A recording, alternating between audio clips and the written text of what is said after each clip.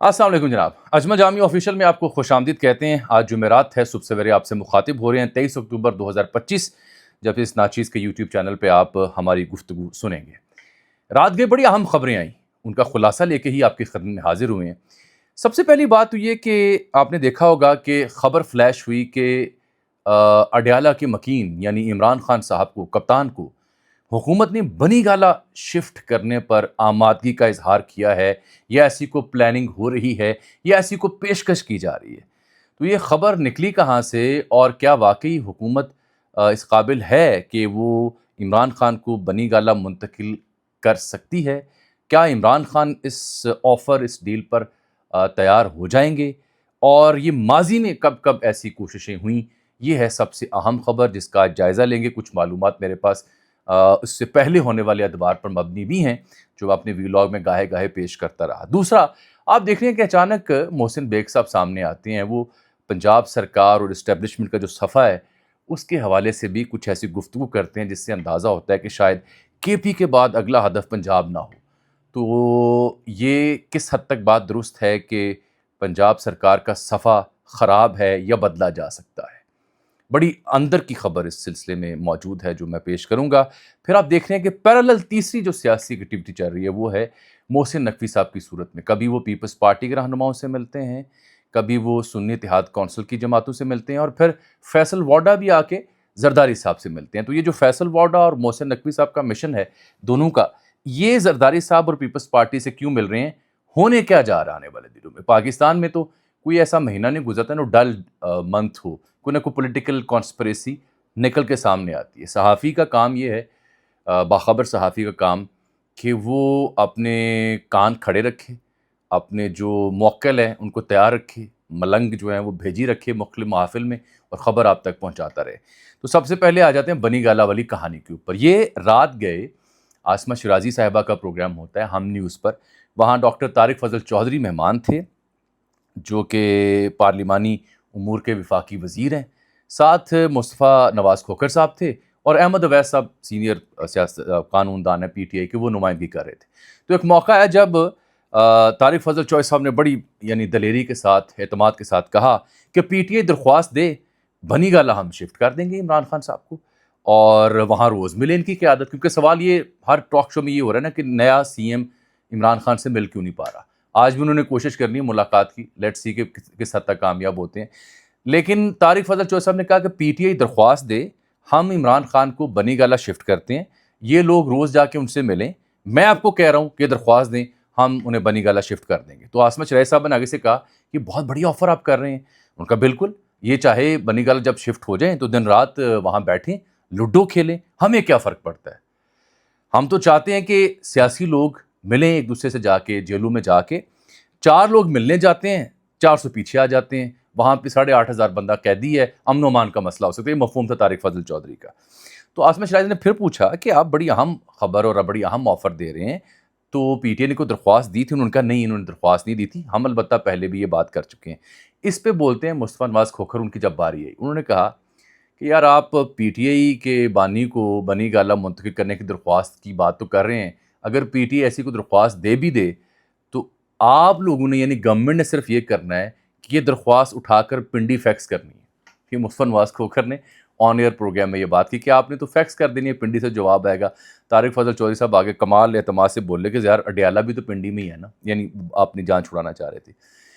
Cut it short, पहली बात यह है कि मौजूदा सरकार ख़ुद चाहे भी तो ये बात ठीक है मुस्तफ़ा नवाज़ खोखर की, वो पिंडी की मर्ज़ी के बगैर उन्हें कहीं और मुंतकिल नहीं कर सकते। ये एक सियासी बयान मुझे बज़ाहिर लगता है। बनी गाला मुंतकिली की कहानी जिन लोगों ने इस फ़कीर के वीलॉग देखे हुए हैं पुराने, पिछले बरस यानी 2024 के फरवरी में नया-नया मैंने वीलॉग शुरू किया था, तब कुछ ख़बरें मैंने इस सिलसिले में दी थी।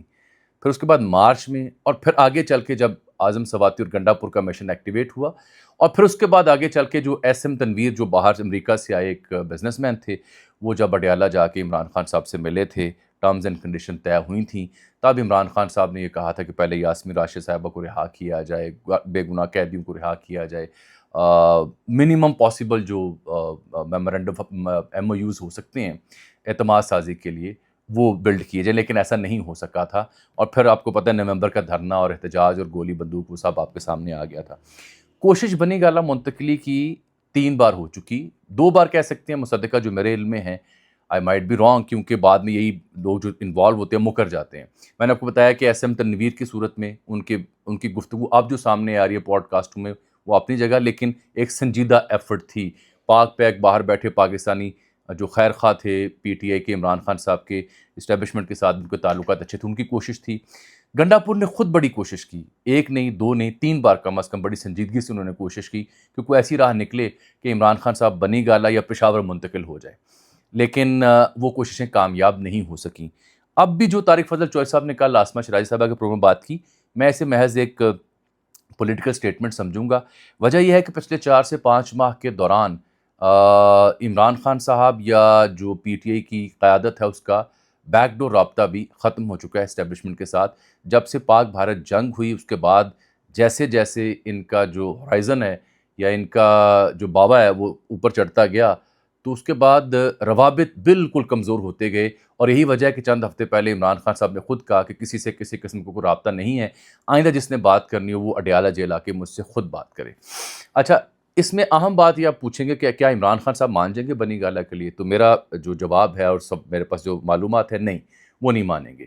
انہوں نے ماننا ہوتا تو وہ ایس ایم تنویر یا جو علی امین گنڈاپور کے مشن تھے اس دوران کسی حد تک وہ مان جاتے۔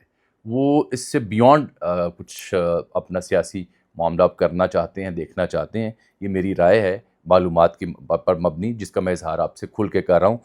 تو یہ بنی گالہ جانے کی وہ پیشکش قبول نہیں کریں گے۔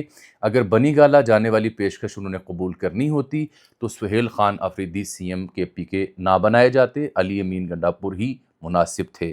اگر بنی گالہ منتقل کرنے کی پیشکش انہوں نے قبول کرنی ہوتی تو وہ پھر آئندہ آنے والے جو ضمنی انتخابات ہیں اس میں 30 سے 35 سال کے نوجوان کو ٹکٹ دی جائے، یہ بات نہ کرتے۔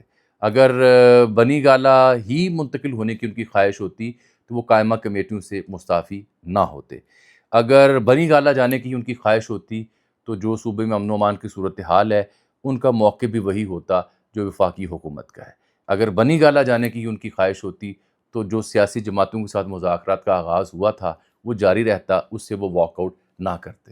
اگر بنی گالہ جانے کی خواہش ان کی ہوتی بنی گالہ، تو وہ محمود خان اچکزئی اور علامہ راجہ ناصر عباس کو ان کے ذریعے ایک بڑا الائنس کھڑا کرنے کی کوشش نہ کرتے، بلکہ جو تھا سو ہے کی بنیاد پہ ہی سلسلہ جاری رکھتے۔ تو میرا نہیں خیال کہ وہ بنی گالہ جانے کے لیے تیار بھی ہوں گے۔ اس سے پہلے 2 سے 3 اہم کوششیں اس سلسلے میں ہو چکی جو ناکام ہو چکی ہیں۔ اب نہ اسٹیبلشمنٹ کوئی آفر دینا چاہتی ہے اور نہ خان صاحب کوئی آفر لینا چاہتے ہیں۔ یہ ہے سادہ سی کہانی، کسی کو سمجھ آئے تو بسم اللہ، نہ آئے تو اللہ خیر صلاح۔ حالات و واقعات بدلتے ویسے دیر نہیں لگتی پاکستان میں۔ اب آ جاتے ہیں دوسرا مدعا، پنجاب سرکار کے اوپر۔ دیکھیے جو محسن بیگ صاحب اور اعزاز سید کی گفتگو آپ نے دیکھی سنی، یہ جو کچھ بھی مریدکے میں ہوا، آپ کا کیا خیال ہے یہ اہم وفاقی ادارے، اہم صوبائی ادارے ان کے تعاون کے بغیر ہوا ہوگا؟ کسی سیاسی جماعت پہ اگر پابندی لگانی ہے مذہبی جماعت کے اوپر تو وہ ون سائیڈڈ ایکٹیویٹی ہوگی کسی حکومت کی جانب سے؟ نہیں، میرا خیال یہ ہے کہ یہ رائے قبل از وقت اور کسی اور غم و غصے کی شکایت کا اظہار ہے۔ دیر از نتھنگ رانگ، آپ کو سیٹ اپ پسند ہو نہ ہو، بیگ صاحب کی رائے کچھ ہو کچھ نہ ہو، جو سامنے کی بات ہے وہ کیا ہے وہ بیان کرنا میرا فرض ہے۔ اس وقت نہ کوئی صفحہ پاٹ رہا ہے، نہ ہی اس وقت کوئی تضاد ہے، بالکل ایک دوسرے کے ساتھ ہینڈز ان گلوز والی کہانی ہے، اور جو کچھ بھی مرید کے یا کسی سیاسی مذہبی جماعت کے ساتھ ہوا وہ باہمی صلاح مشورے اور اعتماد سازی کے بعد ہوا۔ اگر مگر چونکہ چنانچہ فلاں کارڈ باقی رکھا ہوا ہے، فلاں تلوار لٹک رہی ہے، سب کہانی اور فضول کہانی ہے۔ جو نظر آ رہا ہے اور جو واقفان حال بتاتے ہیں، میرا کام آپ کو وہ سمجھانا اور وہ آپ تک پہنچانا ہے، یہی صحافی کا کام ہوتا ہے، نہ کہ کسی کی ترجمانی یا کسی کی کھلی مخالفت یا کھلی حمایت کرنا صحافی کا کام ہے۔ فی الحال یہ اگر مگر کی کہانی ہے، صرف آپ نے اپنے ذاتی جو غم و شکوے ہیں ان کو ایڈریس کرنے یا اس پہ سکور کرنے کے مترادف ہے۔ اب ایک سا بڑی پہنچی ہوئی شخصیت ضرور ہیں، رہے ہیں، سسٹم ان کی یوٹیلٹی اس طرح کر سکا نہیں کر سکا، یہ ایک اور سوال ہے۔ اب وہ تیفی بٹ صاحب کے کانٹیکس میں ہی کیوں پنجاب سرکار کی کبھی تعریف کر رہے تھے اور کبھی ان پہ تنقید کر رہے تھے، یہ میرا خیال ہے وضاحت سے بیان کرنا بھی ٹائم کا ضیاع ہے۔ سمجھدار لوگ اس کو کافی بہتر طور پر سمجھتے ہیں عام لوگوں کی نسبت۔ اہم خبر جو تیسری میں نے آپ کی خدمت دینی تھی وہ پیپلز پارٹی، محسن نقوی صاحب، ان کا کراچی جانا، پیپلز پارٹی سے ملنا، مذہبی جماعتوں سے ملنا، فیصل واڈا کا زرداری صاحب سے ملنا۔ ایک تو محسن نقوی صاحب نے جو جماعت اہل سنت اور دیگر لوگوں سے ملاقاتیں کی، اس میں انہیں یہ بتایا کہ جو ٹی ایل پی کی مساجد ہیں ان میں سے کچھ کا ذمہ داری ہم آپ کو دے دیں گے، کیونکہ دیکھیے بریلوی مکتب فکر میں ایک زمانے میں طاہر القادری صاحب کی بڑی گونج تھی، پھر ٹی ایل پی کی بڑی گونج تھی، تو ان کی عدم موجودگی میں جو باقی روایتی اہل سنت کی جماعتیں ہوا کرتی تھیں ان کو احساس محرومی یا سمجھیں کہ اگنورڈ فیل کیا کرتی تھیں۔ اس طرح سے پاپولر سیاست انہوں نے نہیں کی تھی مذہب کی یا سیاسی معاملات کے اوپر، تو یہ ان کو ایک موقع دیا گیا کہ کچھ مساجد اور کی ذمہ داری آپ سنبھال سکتے ہیں، کچھ وقف املاک کے پاس رہیں گی، انہیں آن بورڈ کیا گیا۔ دوسرا مقصد جو محسن نقوی صاحب اور فیصل واڈا صاحب کی ملاقاتوں کا ہے، جس پہ لوگ کہہ رہے ہیں کہ کچھ دال میں کالا ہے، کوئی کھچڑی پک رہی ہے، کہیں پیپلز پارٹی کو تیار نہیں کیا جا رہا کہ آئیں جی آپ وزارت عظمیٰ لیں، میری خبر اس کے برعکس ہے۔ یہ جو نقوی صاحب اور فیصل واڈا صاحب کی جب بھی آنیاں جانیاں ہوں، ان سے آپ ایک ہی بات سمجھا کریں، وہ یہ کہ آگے کیا ہونے جا رہا ہے۔ بارس کے الیکشن ہو چکے ہیں، آگے یہ ہونا ہے کہ 27ویں آئینی ترمیم پینڈنگ ہے۔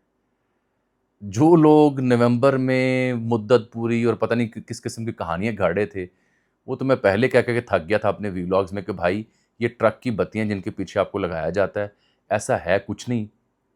ویسے کوئی تقدیر ہاری ہو کسی شخص کی، کسی حکومت کی، تو گڑبڑ ہو تو ہو، بصورت دیگر جو بندوبست و نظام کی کایا پلٹ دکھائی دے رہی ہے بڑی سامنے کی بات ہے۔ واڈا صاحب زرداری صاحب سے ملیں یا نقوی صاحب پیپلز پارٹی کے ہاں آنے جانے شروع کر دیں تو اس سے مراد یہ ہوتی ہے کہ کوئی نئی ترمیم آنے والی ہے، کوئی 27ویں آئینی ترمیم آنے والی ہے۔ اتحادی ناراض ہے نون لیگ سے، نون لیگ اور پیپلز پارٹی کے آپس میں انبن چل رہی ہے، تو ان دونوں کو یہ سمجھانا ہے آزاد سینیٹرز کی جانب سے کہ اچھے بچے بنو، نظام کے ساتھ چلو، جو ضروریات جو ہوم ورک دیا گیا ہے وہ آپ نے اچھے طرح سے کرنا ہے، اتنے پیسوں میں یہی کچھ ملتا ہے، اور جو جاب آپ کو ملی ہوئی ہے آسن طریقے سے، خوشگوار طریقے سے اس کو سر انجام دیں، اس سے آپ کو یہ فائدے ہوں گے، یہ نفع ہوں گے، یہ نقصان ہوں گے۔ تو بنیادی طور پر ایکسٹرنل ایگزامینر کو بلایا جاتا ہے اور وہ جا کے پھر سمجھاتا ہے کمرہ امتحان میں حاضر ہونے والے طالب علموں کو کہ دیکھیں یہ ضابطے قائد دیں، اتنے نمبروں کا پرچہ آئے گا، یہ سوال ہوں گے، تو بوٹی تھوڑی میں لگوا دیتا ہوں آپ کو کہ یہ سوال حل کرو تو یہ فائدہ ہوگا، یہ کرو گے تو یہ نقصان ہوگا۔ تو یہ جو ادھر سے بھی ایکسپیکٹ کیا جا رہا ہے، this is all together a wrong thing. مسئلہ انٹرنیشنل سٹینڈنگ کا، انٹرنیشنل پوزیشننگ کا ہے۔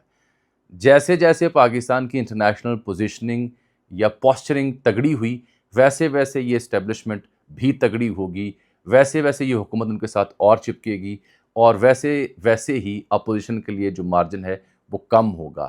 اسی لیے شاید اب گرینڈ الائنس، اچکزئی اور دیگر چیزوں کی طرف آئے ہیں عمران خان۔ بنی گالا والی کہانی کے اوپر میں رائے دے چکا، دور دور تک امکان نہیں ہے، ایسا کرنا عمران خان کی سیاست کے لیے نقصان دہ ثابت ہوگا۔ مجھے آج کے لیے اجازت دیجیے، ملاقاتوں کی شام، اللہ حافظ۔